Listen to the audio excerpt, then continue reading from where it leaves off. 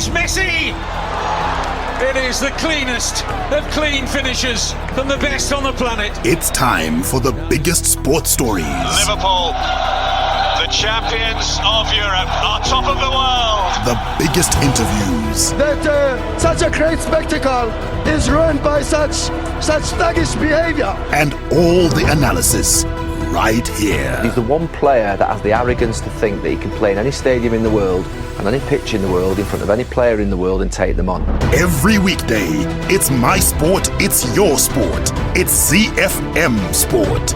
Let's join the team for the biggest show in the world of sport on ZiFM Stereo.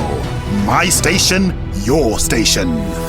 It's a Throwback Thursday right here on ZiFM Stereo, my station, your station. This is ZiFM Sport on a Thursday, and we're continuing our series on Africa's most inspiring athletes. And today we feature a woman who's been at the center of controversy since she was 18, but managed to wade through that to become an Olympic medalist. We'll tell you who that is in a little bit, but the team to break that down for you, Mike Madoda, Barry Menandi, our producer is Sean Tafirenyika, and my name is Chris Midzi.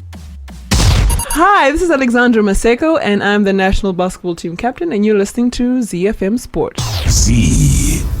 You can get in touch with us on social media at ZiFM Sport. That's on Instagram, Facebook, Twitter is where you'll probably find us the most. And also, if you missed episodes of the show, you can always catch them uploaded onto YouTube. We're talking about Africa's most inspiring athletes, and today we talk about Caster Semenya. She is an absolute winner. The South African is a two-time women's 800-meter Olympic champion and three-time 800-meter world champion and a double Commonwealth Games middle distance gold medalist. But ever since she arrived on the global scene about a decade ago, she's been subject to consistent scrutiny as the media, the public, her fellow athletes speculated about her anatomy, misgendered her, and also argued that she shouldn't be allowed to race against other women. Despite all that, she rose up and became an Olympic medalist. When you take a look at Caster Semenya, Barry, she was born in a village, it's a village near Polokwane. She then moved to live with her grandmother in a nearby village, and that's essentially the environment that gave her this incredible start. But what we see from the start is that she was already a great athlete. Already a great athlete, and I think her background, as you quite rightly point out, I think shaped and formed and gave her some sort of basis upon which she could use in later life. Because when you grow up in the village, when you grow up in the circumstances that she did, you tend to need to be a fighter, and so consequently, I mean, you look at her early life where she played football on a boys football team, being the only girl on that team. And then suffering the ridicule that came with that, and still being able to stand against it. I think it was emblematic of what her life was going to be, where she would have to stand against a lot of criticism, a lot of controversy that people would throw at her, and she'll still stand there and say, no, through it all, I'm still going to do what I love to do, and I'm going to do it well. Mike, we often talk about, when it comes to our athletes, the fact that there's that support from the home front. And in terms of Caster Semenya, she often talks about her grandmother, she talks about her mother and her father also being supportive. And that's part of the success story here, is having that supportive family background, even in an environment where likelihood is they probably would have liked her to pursue something that would have given her more immediate returns and a more straightforward career. Yeah, and that's very strange, because what you often find in the peri-urban and rural areas, the parents gravitate towards the more traditional careers. So they want you to grow up to be an accountant, to be a banker, to be a doctor. Way back then, it included being a nurse or a teacher. They don't immediately support your athletic or your sporting leanings. And so she was lucky to have a family that supported her through that. She was outstanding, and I think they looked at her physique as well, because from an early age, her physique was definitely an advantage to her, and that's why she was able to compete favorably even with boys. As Barry pointed out, she was very energetic, and one of the things that helped in terms of being one of the building blocks to her having a career as a middle distance and long distance athlete is the fact that she had to walk and times run great distances just to get to school. This is something that we see even in rural Zimbabwe, where we got kids that are walking 8, 10, 12, 15, sometimes even 20 kilometers. That's just one way. And then another journey back just for them to attend to school. So when you tally it up over the course of a week, Caster Semenya was probably doing anything between 50 to 100 kilometers of running and walking as a child. Cumulatively, over a period of about 10 years, that's the 10,000 hours that we talk about in terms of preparation when it comes to athletes. She did it without a coach. So she was already on the cusp in terms of physically and in terms of her physical preparation for a career as a middle distance runner. Absolutely. Definitely one of the best preparations she could have had. And the gold medalist often describes herself as a fearless kid. I already knew what I want in life, how I want to live my life. You understand? So it was pretty easy for me to get into the world stage and then look at everyone and be like saying, oh, she looks like that.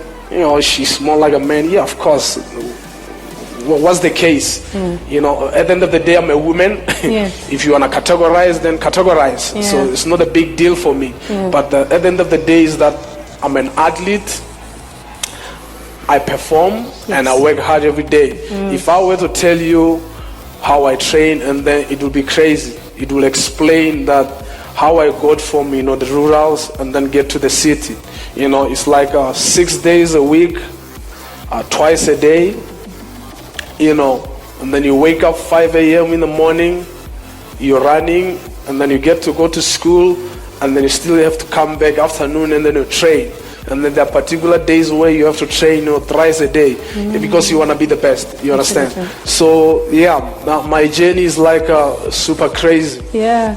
I'll say that I was just a fearless kid. Even my parents wouldn't intimidate me in terms of no, Caster, if you do this, we do that. Now be like, I'm gonna stay in my lane. Z. So she finished secondary school and went on to study sports science at the University of the Northwest. But in terms of her career, she got her start, Barry, when she was about 17 years old. And that's about the time we start to see the budding of these athletes competing at the 2008 World Junior Championship.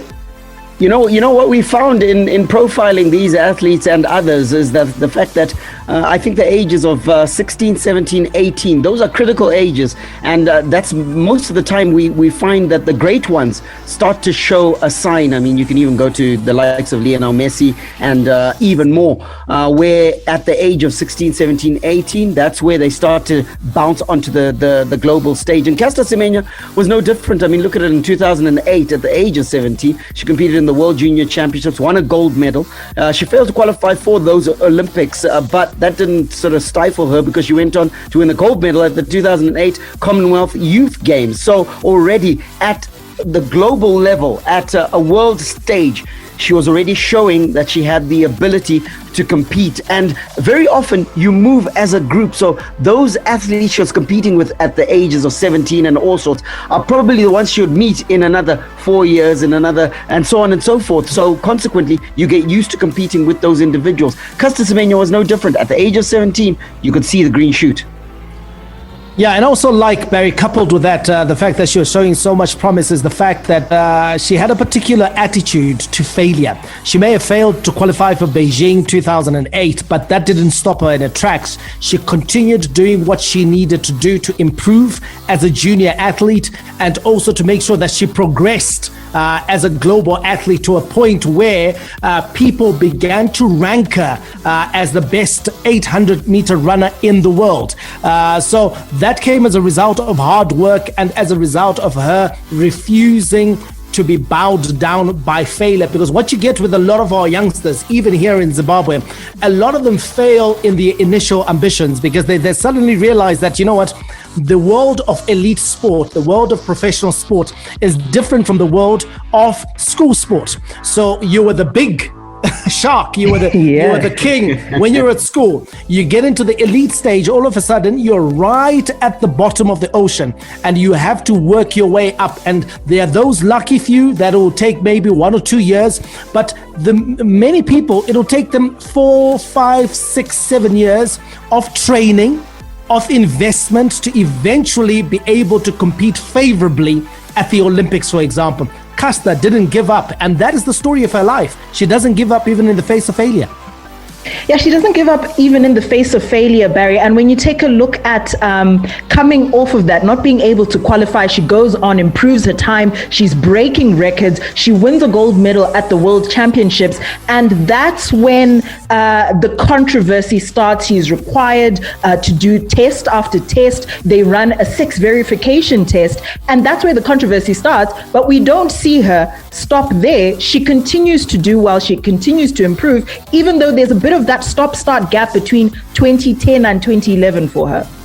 Yeah, look, it seems like those controversies affected her to some extent. And let's not forget that, yes, she's a fighter. Yes, she had come through a very difficult upbringing that had sort of hardened her. But at the very core and base of who Caster Semenya is, she's a person.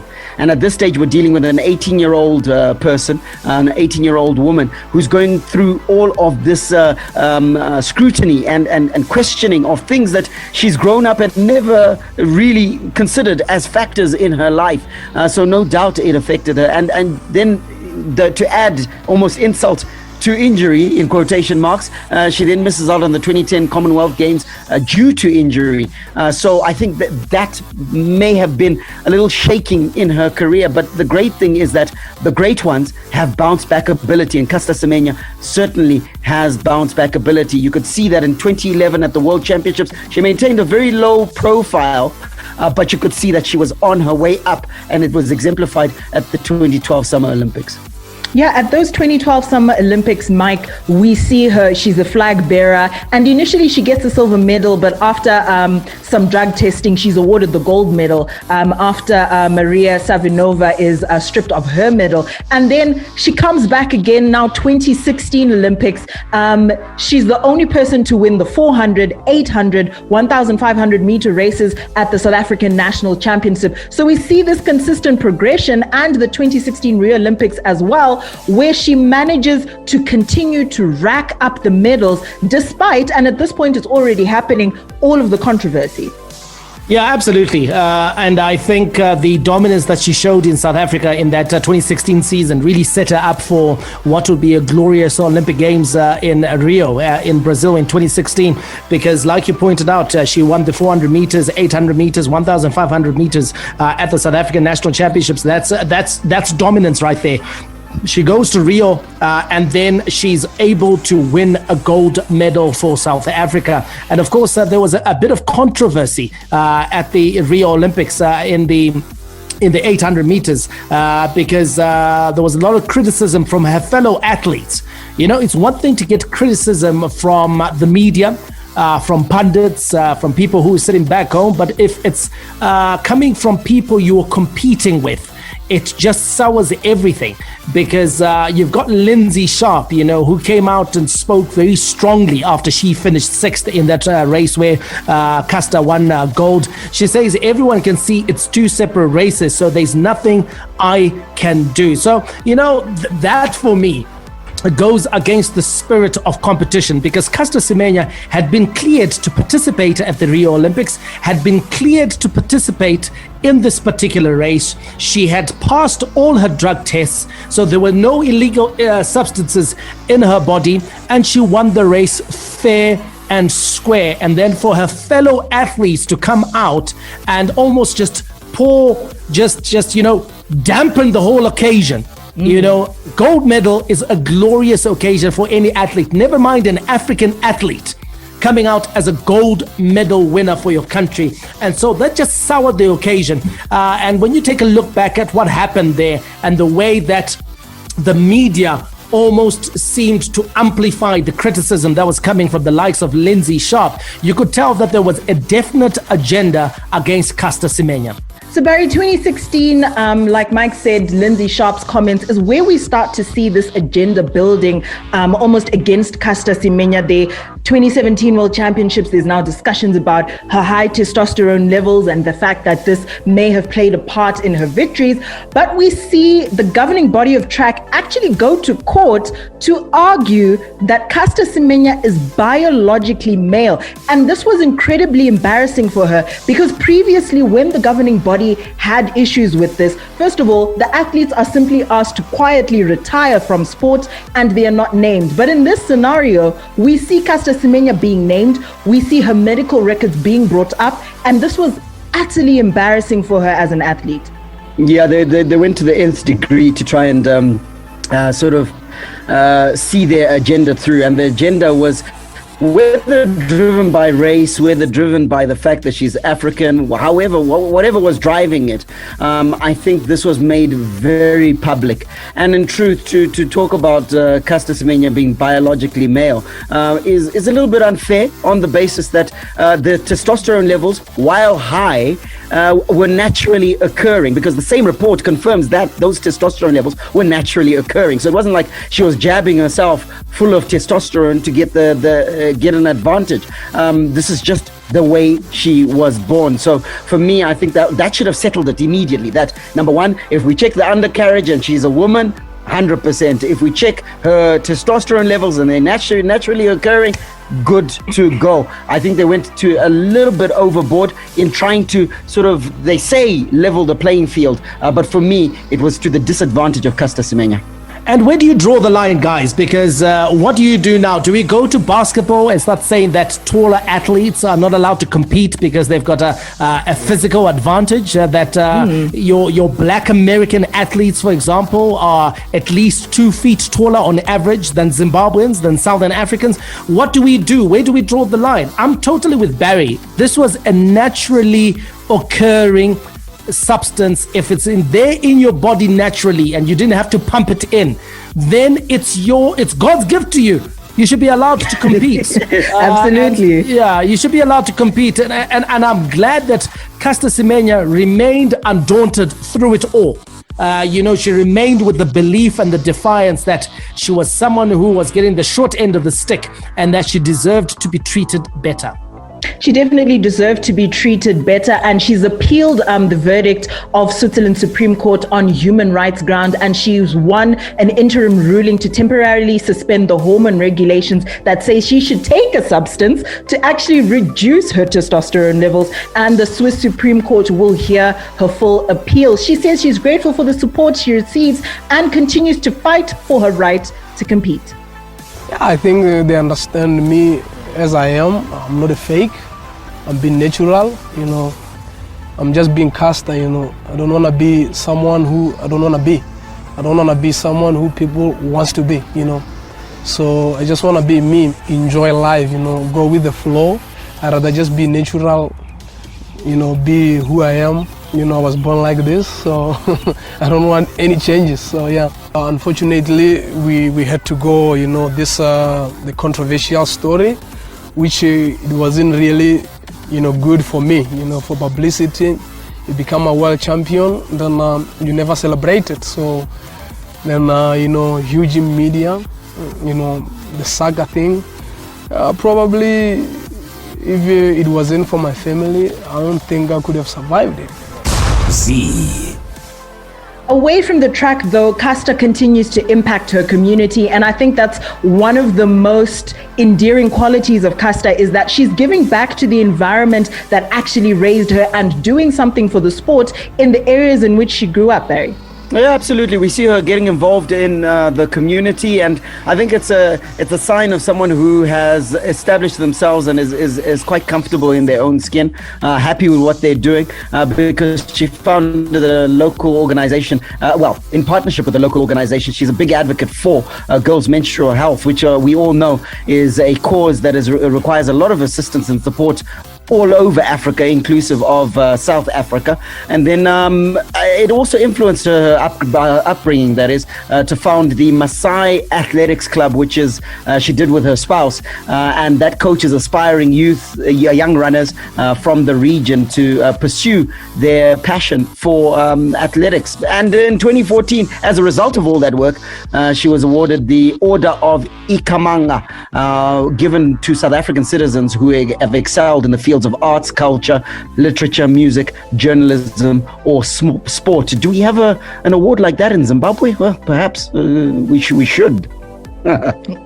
Yeah, we should probably get the ministry to start thinking around something similar. But Mike, one thing that's for sure with Caster Semenya is that she's managed at least to transform her financial fortunes. If you just take a look at some of the brands she endorses, Nike, Discovery, Bridgestone as well. In as much as there were certain things that hampered her career, she's managed to get the bag. Yeah, absolutely, because she's been one of the recognizable athletes going around in the world of athletics. And so when that happens, brands are going to gravitate towards you, especially Nike, because Nike right now are big on social causes. We've seen the work they've done with Colin Kaepernick out in the NFL. And now, obviously, they're championing the cause of Caster Semenya. So she's going to make oodles of cash because Nike has put social justice as one of the key things that they want to be pushing with their marketing dollars. So she's reported to be worth, I think, a net worth around $14 million US. You put that into rands, she's easily worth 200 million rand. So she's going to be comfortable for the rest of her life, and she looks like she's someone who can still make more money going forward. There's going to be a movie done, there's going to be a book done, because she's someone now who attracts global interest. Definitely. Fingers crossed Netflix is listening. But despite the publicity surrounding her, she remains an intensely private person. But if you want to take a peek into her life, her thoughts, you want to follow her on Twitter, and that's where you'll be able to find out exactly what Caster Semenya is up to. Hi, my name is Rudoni Shamba, Mytoria's super striker. You're listening to ZiFM Sports. All right, we're out of time. We'll catch you tomorrow for our preview show. Should be a good one. For now, we'll play out with the sounds of King Monada. This is Skabora Moreki. May God richly bless you. That's my story, and I'm sticking to it. Manandi, out.